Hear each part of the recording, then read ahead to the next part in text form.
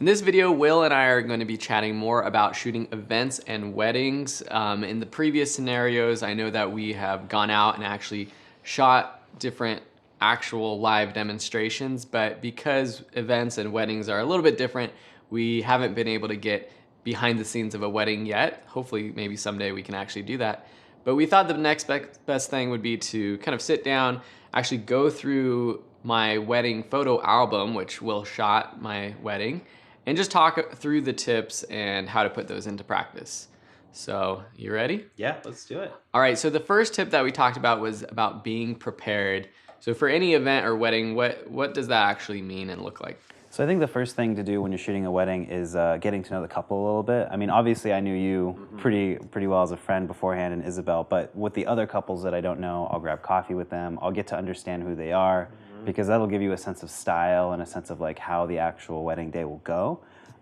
From there, I decide how big the event or the wedding is. So if it's like, only 20 people, which I've had, I've gone to courthouses and done, I'll just bring one camera. And so I know that I don't need to be running around all that much. I can handle just a regular strap, like things like that.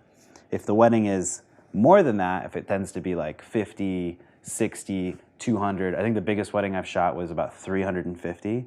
I know that I'm gonna be moving a lot and there's gonna be a lot of opportunity for a lot of things and things are gonna move much faster and I won't be able to get to everything, in which case I'll probably need a second shooter or I'll need an assistant, and I'll definitely need to carry 2 cameras with me, which is what my typical rig is, which we can get more into that later. But I think just being prepared and knowing exactly how big or what you're gonna need tool-wise to shoot, really. And I think a lot of that comes with experience. Yeah. And sometimes I know you have gone maybe to the location beforehand. I know for our wedding though, that was probably your first time at any of those locations, right? It was definitely the church I didn't get to go to, but since you shot really close to my house, I knew the layout already. So that's a good point to bring up, is I didn't get a chance to go to your church because I think it happened so quickly. Yeah. But I would highly recommend going somewhere beforehand. Actually, I did do another wedding for another LMU couple at the church at Loyola Marymount. And I went and checked, I remember because it was close by, I went and checked it out, like walked around, because at that specific location too, I couldn't go past a certain point.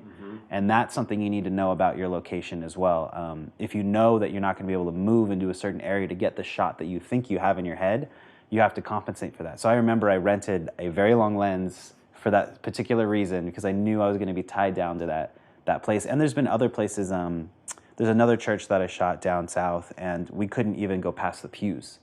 And that one I was prepared to bring a tripod with a longer lens so that I could sit back, have like a 300 millimeter lens and still get that 2 shot of the first kiss. And like, cause that's important. Yeah. And I think being prepared and knowing like your shot list, knowing what you want to get, knowing what the couple wants, like all these things are like, there's a lot of pre-production that should go into the wedding. And then also the night before weddings, I get down and I lay out all my gear and I clean everything. I make sure it's all working. I set both cameras that I'm using to like the specific date and time so that when you import them into Lightroom, they're all in order.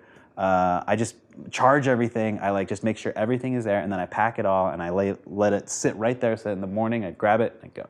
That's super good advice. Yeah. I think especially with if it is a wedding or any sort of event, I think I mentioned it in the previous videos, but talk to the coordinator, talk to the person at the location and see if there are any strict rules beforehand. I mean, usually as a photographer or videographer, I kind of play it like if they tell me to move, I will, but I'm just gonna go take a photo. I'm gonna go wherever I need to go unless they tell me not to. But it is good to talk to them beforehand so you don't get in trouble or break any rules like that.